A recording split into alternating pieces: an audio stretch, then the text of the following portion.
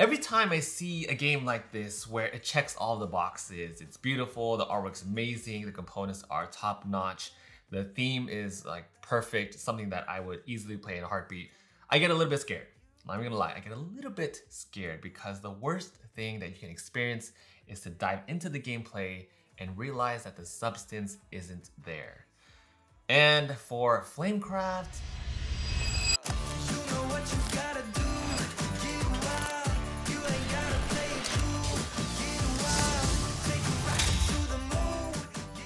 I am so excited to finally tell you my thoughts about this game. I feel like this one's been sitting in the corner for a while and finally got to play it a few times over the past week. So hello everyone, welcome back to the Wolfpack. Today we are reviewing Flamecraft, which is designed by Manny Vega, art by Sandara Tang, who I am a huge fan of. I just absolutely love her artwork. This thing is amazing across the board. And this game is also published by Cardboard Alchemy and by Lucky Duck Games. This is not a sponsored review, so let's dive straight into the game.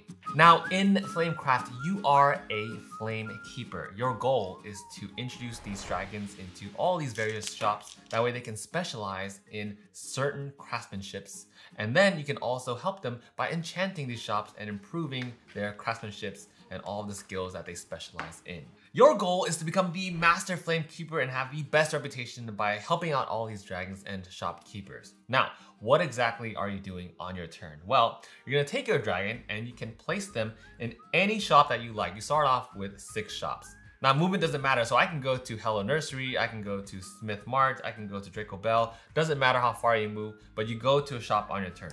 So let's say I go to Potable Potions. Now from there, I'm going to either gather or enchant. There are 2 main actions that you have access to. Now, if I gather, what I'm gonna do is take the resources listed on that shop. So for Potable Potions, there is 1 potion here, and you also get to gather from the dragon. Later on, when you enchant your shops, these enchantments right in the center are going to be stacked behind the shops, and then you also get to gather whatever's listed there. There's a maximum of 3 enchantments per shop. So if I have the Martini enchantment on the Potable Potion, then I would gather 3 potions instead of 2. So that's what I'm doing for the gather action. Go to a shop, get those resources that are listed from the dragons, from the shop, and from any enchantments that are listed. From there, I have a couple of optional choices that I have access to. We all get a very exciting hand of dragon cards. These are artisan dragons. These are the ones that you're gonna be placing in the shops. And then you also have sun and moon dragons. These sun dragons are gonna be scored during the game, and the moon dragons are your end game conditions. So these are scored at the very end. Fancy dragons have this blue backing versus the artisan dragons, which have the brown ones. Now this is gonna come important later on as I explain the game. So from there, I can place a dragon in a shop if I have a matching location icon. So here for Potable Potions, there's a gem and there is a potion. So I can take this gem dragon, this is Frostfire. I can take Frostfire and place it right there, and I'm gonna gain the reward listed in color. In this case, it's gold. And gold in this game is your wild resource. So I'm gonna place Frostfire there and take gold for myself. Now from there, I'm gonna fire up one of the dragons in my shop, and each type of dragon has their own unique ability. In this case, for Frostfire, you get to gain 3 different goods. Which goods that you want is gonna be listed here in the enchantment row. So in this case, I wanna go for maybe a gem, a leaf, and a potion so I can fulfill this enchantment and then enchant a bread shop later on. So I'll take a leaf, I'll take a gem, and I will take a potion. The last part of Gather is to use any shop abilities if they're present. If you're playing with the base game, like to pretty much learn from, the 6 starting shops don't have any effects. So there's no asymmetry, there's no unique effects listed just yet until you open up more shops. You open up more shops by having max out dragons. So as soon as I list another dragon in this shop here, then I can open up another shop and that'll be revealed at the end of my turn. Now from there, that's Gather, right? Bring my dragon to a shop, get all the resources, and then I can place a dragon, fire up a dragon, and then use a shop ability. The other main action I have listed too is the one I mentioned earlier, which is to enchant. So with all the resources I've been gaining from going to different shops and gathering resources, what I'm gonna do with those is turn them in order to enchant different shops. This is the main way that you can score reputation in the game. For example's sake, let's say I finally gathered up the 4 gems and 2 bread needed in order to have this Martini enchantment. And I want to enchant the shop that I'm in right now, the Potable Potions. How this works is I'm gonna score 3 reputation, gain 2 gold, and then I also get to draw 1 artisan dragon as the reward. And then this enchantment, like I said earlier, is going to go behind your shop, so now every time you visit it, you'll be able to gain even more resources listed. One of the most fun parts about this game is the second part of enchantment. Aside from scoring reputation points from turning in all the resources there, you also get to fire every single dragon in that shop. So then it just causes this ricochet of a number of effects back to back to back. When I gathered, I was only able to fire up Frostfire. But then when you enchant, I get to fire up Frostfire, I get to fire up Tannin, and if I have another dragon there, say I have Hickory over here too, I can fire him up too. Now that's pretty much how the game works. Endgame is triggered once all of the artisan dragons have been drawn, or once your enchantments run out, and then everyone has one more turn right after that, including the person that triggered endgame. And whoever has the most reputation will win. The endgame conditions, because there's this transparent reputation marker on the board, there's kind of this push and pull. But after that, whoever has gold, they can turn them in for 1 victory point each or 1 reputation point each. Let me get the terminology correct here. And aside from that, you also get to turn in your Sun and Moon Dragons. The Sun Dragons, like I said, are only during gameplay, but the Moon Dragons are your endgame conditions. So if you have any of these left over, they also get added up to your final score. And that's it. Whoever has the most reputation is the winner.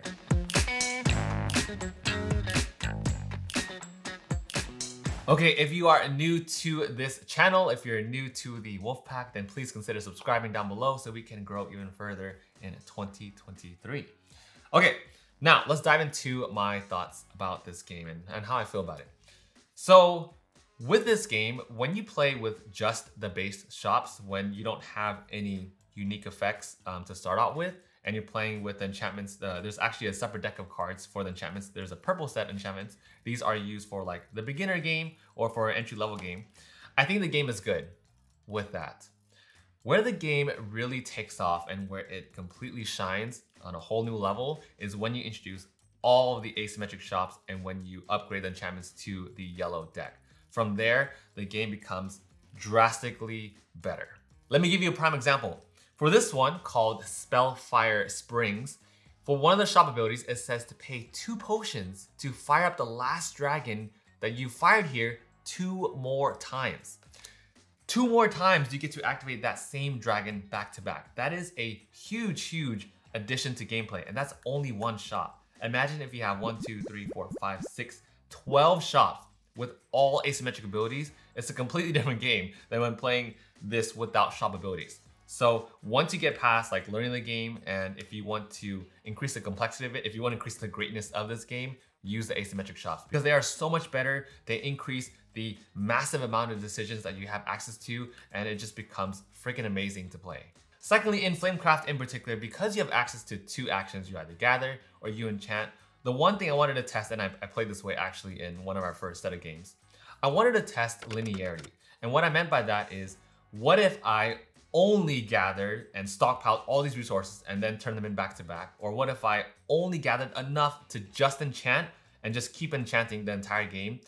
Would that work as a viable strategy? And I'm so glad that neither worked. If you focus on just one route to victory, it's not gonna work here because you will get demolished by everyone else utilizing their gameplay and making decisions at different parts of the game. One of my absolute favorite things in games is when the game forces you to adapt to changing conditions. When a new shop unveils and it introduces a brand new ability, you have to adapt and see if you can get there first and utilize all the shops there, utilize all the shops abilities there, utilize all the dragons there first before other people do. All the enchantments on the board.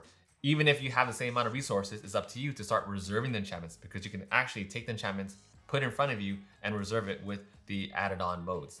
So it's little quality of life improvements like that that really make for non-linear gameplay, and I love the variability that the shops introduce, that the enchantments introduce, and Flamecraft becomes way more dynamic. Long story short, it is super, super fun and not linear at all.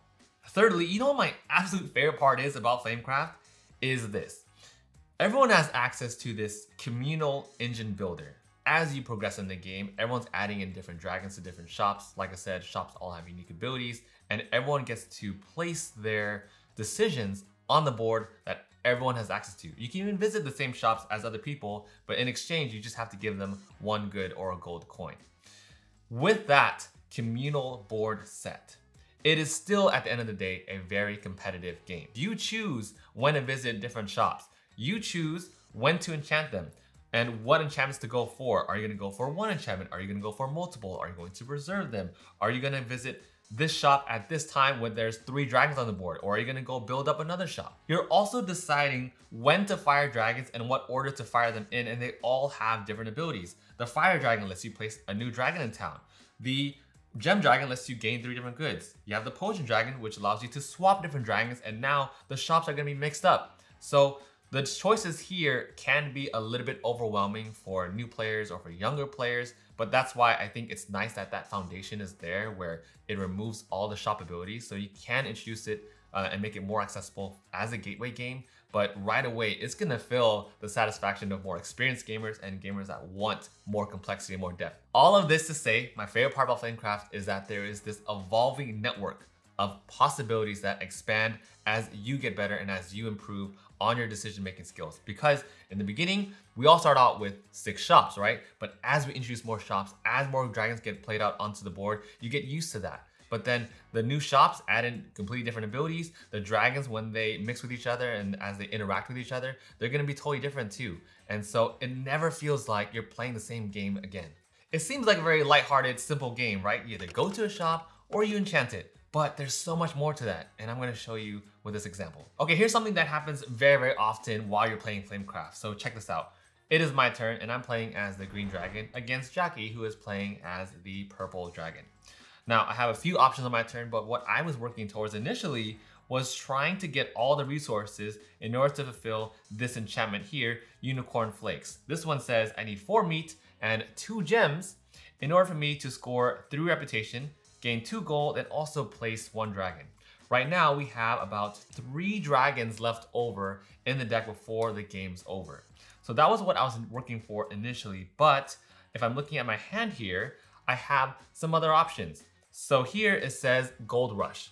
Now what Gold Rush allows me to do is to gain 5 reputation on top of that if my total amount of gold matches the open coin slots. I have 1 gold over this shop, 2 gold at Le Petit Dragon, and 3 open gold slots at Flagons and Dragons. Right now I have 1 gold in my resource pool, so I need 2 more. Well, if I complete this enchantment, it's gonna give me 2 more gold, and then I get to not only score 3 points, but also get to get the Gold Rush too, so that'll be a total of 8 points. That's one option, but there's a problem because if I'm looking over there at purple, she has a whole set available for Fee, Fi, Fo. She has 3 potions, she has 3 leaves, and she has 3 of the gems. That's gonna give her 9 points, and she's already in the lead by 3 points here on the reputation track. So that's a problem. And in reality, I can actually score the same amount of, I can actually score Fee, Fi, Fo as well and get this enchantment because I also have 3 gems, I have 3 leaves, but I'm missing the potion. So if I go here to Spellfire Springs, take my dragon over here and I gather, I'll have everything that I need in order to score those 9 points as well. So I need to delay her somehow from getting that enchantment. And what I'm thinking is maybe if I go to Draconic Tonic, then I'll be able to reserve an enchantment and then I can pay for it and keep it. So if I go here, I can reserve this enchantment and play Super Dirty. That way she can't score that card and gain an even higher lead when we only have a few turns left with the amount of cards remaining in the Artisan deck. And I'm looking through my hand of cards and I realize that, wait a minute, I have 1 more Sun Dragon that I've been working on. So this one says Dazzle. If a shop has 3 dragons of the same type, gain 6 reputation. So I'm looking at Spellfire Springs where I needed to go initially in order to fulfill Fee, Fi, Fo. So if I get potions there, I also have another potion dragon in my hand. I have Jasmine. So if I were to gather there, I can also place this dragon, boom, just like that. Not only will I have enough resources for Fee, Fi, Fo, but then I can also fulfill that condition laid out by Dazzle. So see, this is where Flamecraft is super, super fun because you have so many choices. Do I steal that and go to Draconic Tonic? That way I play more aggressive and take this away from the purple dragon.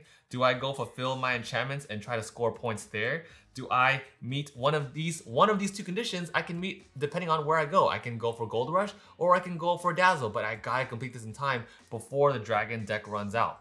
There are so many choices you have to play from, and there's just this huge web that increases as you play, and it just gets better and better and better. Okay, now there is one more thing that I want to rave about for this game, and there's also one more thing that I want to point out that was kind of a bummer too as well. So the last thing I want to mention that I really love about this game is the transparency of the reputation track. I love that there is this push and pull, and everyone knows exactly where you are as you're playing. And every single game that we've had, it's always been between like a 5 to 8 point difference on the reputation track throughout the entire game. And I love that because it really keeps the tension, the pressure of the gameplay up very high as you're playing throughout this thing. Thinking about it, I think if you are prone to analysis paralysis, or if you have a group that takes a very long time making decisions when it comes to a game throwing many decisions at you, I don't think Flamecraft would fit well for that kind of group. But if you kind of scratch off all of the asymmetric shops and just use the base shops without all of the introduced effects, then I think that will make up for, it will offset the analysis paralysis a lot for that. So that's why I really love how Flamecraft tailors to both audiences in that sense. Now, with that said, the one gripe that I have about this game actually still has to relate with the reputation track. So at the very end of the game, we all know what we're scoring throughout the entire game, and there are two endgame conditions that I mentioned in the beginning. First off is you turn in however much gold that you have left over. So if I have 1 gold remaining, then I get 1 extra point at the end of the game. That is open information, and everyone can see the extra point that you have left. So in reality, that's not really a hidden condition. The last one is with the moon dragons. Now these are your end game conditions, and this is the only surprise really that you get at the very end. Because like I said, you are racing against each other along this track. You can see how much gold the other person has, but the only surprise remains in the fancy dragons, the moon dragons specifically. I feel like Flamecraft is missing like 1 to 2 more endgame conditions to really make it as tight as possible and keep that element of surprise and keep that secrecy to like just fulfill that really exciting end of the game satisfaction that we're looking for. The question that has been asked, and the question that will continue to be asked as I introduce this game to other people is that it? Because I've gotten that as we played, and I know I'm gonna get that as we continue playing this, because with the remaining cards, everyone's gonna ask, wait, what do I do with my remaining artisan dragons? What if I have like 1, 2, 3 dragons left over my hand? Like, they don't score anything? Right now, they don't. And also, all of your resources left over, if you don't maximize that into your enchantments, if you don't turn them in, they don't count for anything either. Only the gold does. So, hear me out here. There could totally be a 2.0 rulebook for this, but what I was thinking was, with the remaining dragons that you have left over in your hand, they can score depending on the shops that you have available on the board. That way you don't need any extra components, and you don't need any drastic, changes to gameplay in that sense. Because if I were to have, let's say I have 2 potion dragons left in my hand, and there are 2 potion shops on the board, then there's that multiplier. So I can utilize the resources that I've worked for, that I've gained with my hand management, right? So I have 2 potion dragons times 2 potion shops, that's 4 extra points. And that's also an element of surprise too.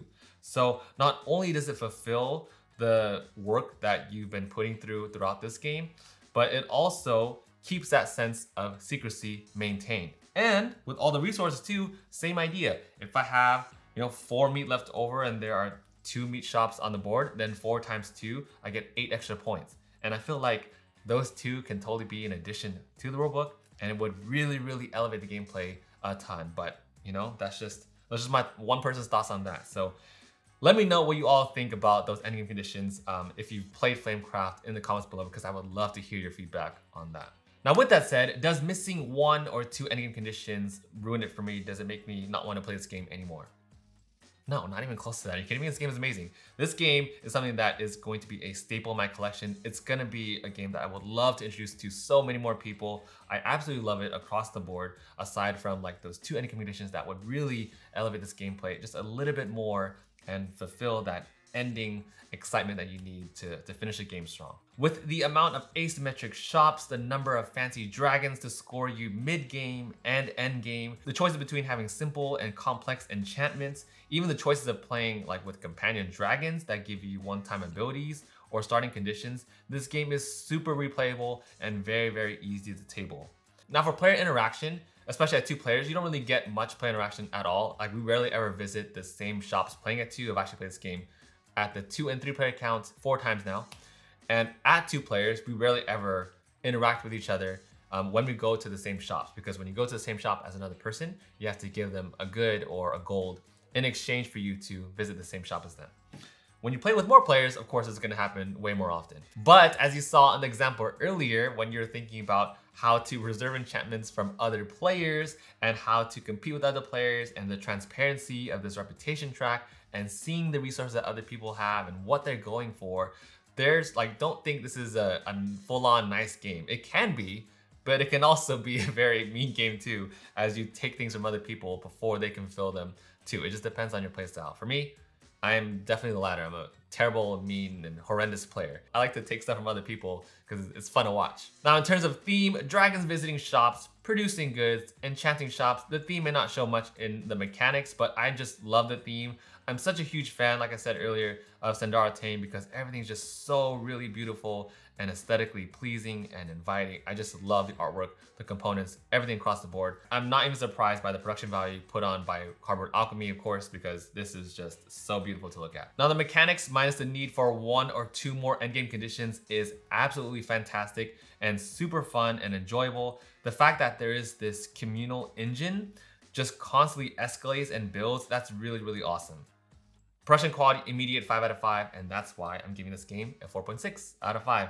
Really, really amazing game. You gotta try it. If you like worker placement, if you like hand management, this is a game to try. Don't be surprised to see this game on one of my top 10 lists as I make this top 10 list for 2022 next month. So with that said, thank you all so much for joining me on today's review on Flamecraft. Let me know what you think about this game down in the comments below. Have you had fun with it? Have you tried it? Is this something that you're looking at getting?